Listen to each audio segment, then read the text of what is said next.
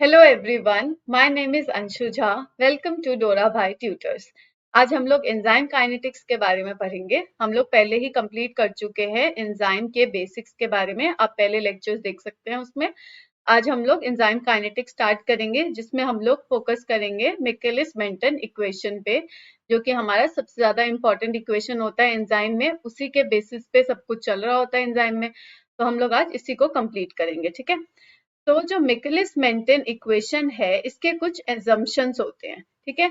सबसे पहला एजम्पशन है कि concentration of the substrate is greater than the concentration of enzyme. ये मिकेलिस मेंटन ने मान के रखा था कि जो कॉन्सेंट्रेशन है सबस्ट्रेट की, वो हमारी हाई है एक सॉल्यूशन में, एंजाइम की कम है।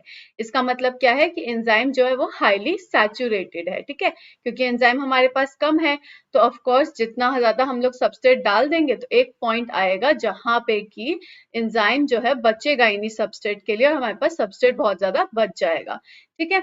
तो ये हो गई हमारी पहली एजम्पशन। दूसरी एजम्पशन है कि rate of formation of the enzyme substrate complex is equals to the breakdown of enzyme substrate complex. मतलब कि क्या हो गया कि जब एंजाइम और सबस्ट्रेट बनता है तो ये हमारा हो गया एंजाइम सबस्ट्रेट कॉम्प्लेक्स। तो मतलब क्या हो गया, rate of formation of ES, ठीक है। ये हमारा रेट हो गया किसका, क्योंकि ईएस हमारा यहाँ पे फॉर्म हो रहा है। बट जब ये प्रोडक्ट बनाएगा तब ये डिसोसिएट हो रहा है, तो मतलब यहाँ पे क्या हो गया, ब्रेक डाउन हो गया। और क्योंकि ये इक्विलिब्रियम स्टेट पे है, तो ये ईएस जो है वापस से भी ब्रेक डाउन हो सकता है एंजाइम और सबस्ट्रेट में। तो इसलिए यहाँ पे बोला गया है कि एक जब स्टेडी स्टेट आता है, मतलब कि एक इक्विलिब्रियम मेंटेन कर रखा है यहाँ पे हमने, तो ऐसे स्टेट पे rate of formation of ES is equals to the break down of ES, ठीक है। और तीसरा अजम्पशन है कि formation of ES from the E plus P is negligible, और इसीलिए हम इसको सिंगल एरो से डिनोट करते हैं कि जब ई प्लस पी हमारा बन गया तो वापस से ये ईएस में नहीं बन सकता है। जैसे कि ये ईएस जो है वो वापस से डिसोसिएट हो सकता है ना ई प्लस एस में, बैकवर्ड रिएक्शन कर सकता है, लेकिन ई प्लस पी वापस से ईएस नहीं बना सकता, ठीक है। तो ये होगा हमारे कुछ एजम्पशन जिसके बेसिस पे पूरा मिकेलिस मेंटन इक्वेशन जो है वो काम करेगा। देखिए, तो यहाँ पे हमने क्या कहा, हमने ये कह दिया कि ये लो हमारा हो गया E प्लस एस, ठीक है। ये ES बना रहा है, ठीक है। फिर बनेगा हमारा E प्लस P। तो हमने कह दिया ये हमारा रेट 1 हो गया, ये हमारा रेट 2 हो गया, और ये रेट -1 हो गया, क्योंकि ये बैकवर्ड रिएक्शन, ये हमने मान लिया, ठीक है। अब क्योंकि हमें बोला है कि rate of formation of ES is equals to break down of ES, तो यहाँ पे फॉर्मेशन ऑफ ईएस में क्या आ रहा है, 1 आ रहा है, मतलब रेट 1। और ब्रेक डाउन में क्या आ रहा है, ये 2 आ रहा है, और -1 आ रहा है, क्योंकि यहाँ पे ईएस का ब्रेक डाउन हो रहा है ना एंजाइम और प्रोडक्ट में। और यहाँ पे भी देखा जाए तो E प्लस एस में ब्रेक डाउन हो रहा है। तो हम इसको ऐसे लिख सकते हैं कि rate of formation is equals to rate of break down, ठीक है। अब हम इसको इक्विलिब्रियम कांस्टेंट से डिनोट कर सकते हैं। तो इक्विलिब्रियम कांस्टेंट में जब हम करते हैं तो ये K1 क्या होगा, E और S का प्रोडक्ट होगा, ठीक है। क्योंकि हम E मल्टीप्लाइड बाय S करेंगे, क्योंकि यही हमारा रिएक्टेंट है ना यहाँ पे, जब ES हमारा बन रहा है। तो हम K1 को, जो कि हमारा रेट 1 हो गया, इसको हम ऐसे लिख सकते हैं।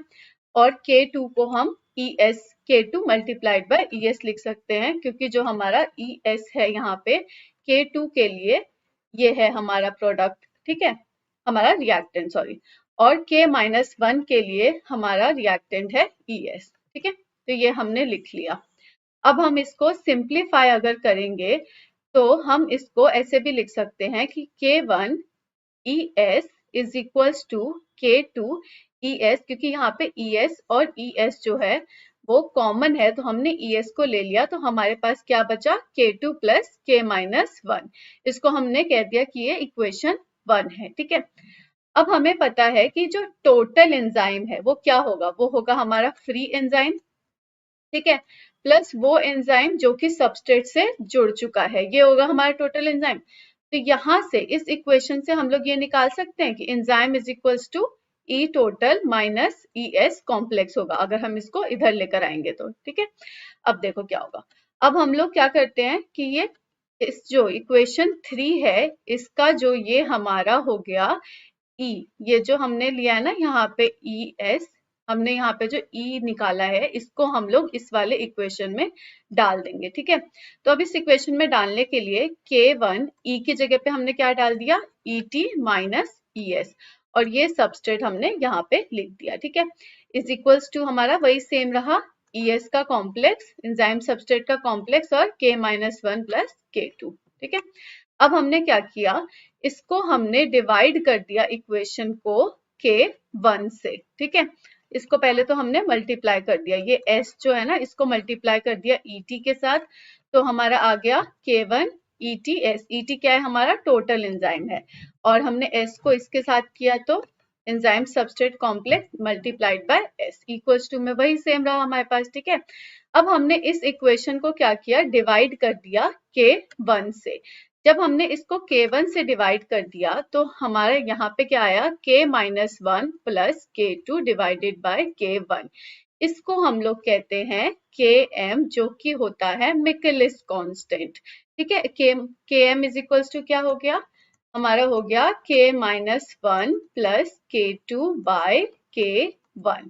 ठीक है, अब क्या होगा कि ये हमारा यहाँ पे ये था हमारा K1 और K1 कट हो गया। ठीक है, तो ये हमारे पास ETS माइनस ES बचा, इज इक्वल्स टू में हमने इस कॉम्प्लेक्स को लिख दिया मिकेलिस कांस्टेंट के नाम से, जो कि हो गया हमारा Km।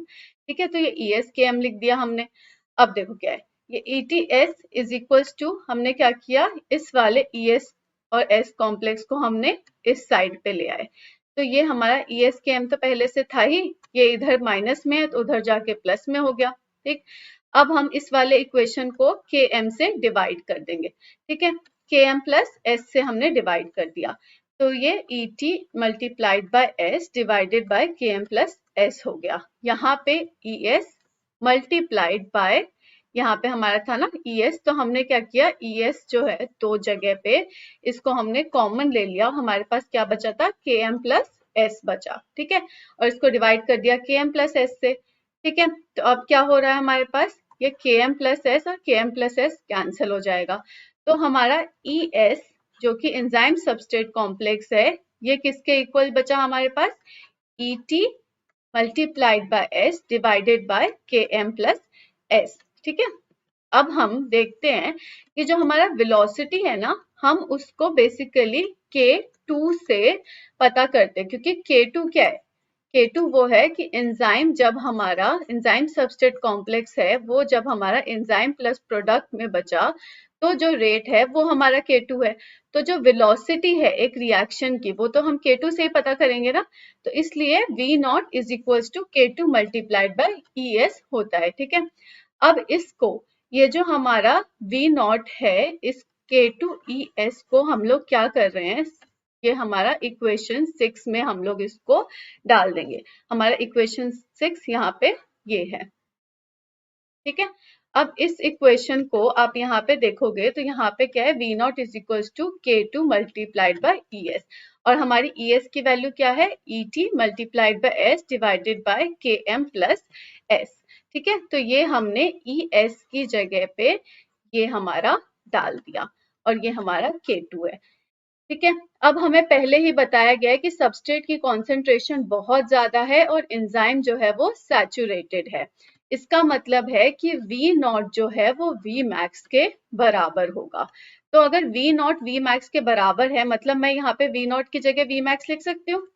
ठीक है, तो मैंने यहाँ पे V नॉट की जगह V मैक्स लिख दिया, और अगर हमारा एंजाइम जो है वो सैचुरेटेड है, इसका मतलब है कि हमारे पास कोई फ्री एंजाइम नहीं बचा, मतलब कि जितना एंजाइम था वो सबस्ट्रेट के साथ जुड़ चुका है, तो इसलिए जो हमारा E टोटल है वो ES के इक्वल होगा।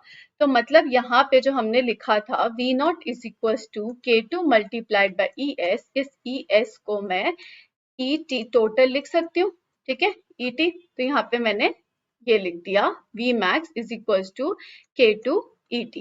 ठीक है, अब क्या करूंगी, मैं सब्सटीट्यूट करूंगी इसको इस वाले इक्वेशन में, जो मैंने ये निकाला था ना, V naught is equal to K2 ET multiplied by S divided by Km plus S. तो मैंने क्या कर दिया, यहाँ पे वी नॉट को, यहाँ क्या था, ये V max is equals to K2 multiplied by ET था।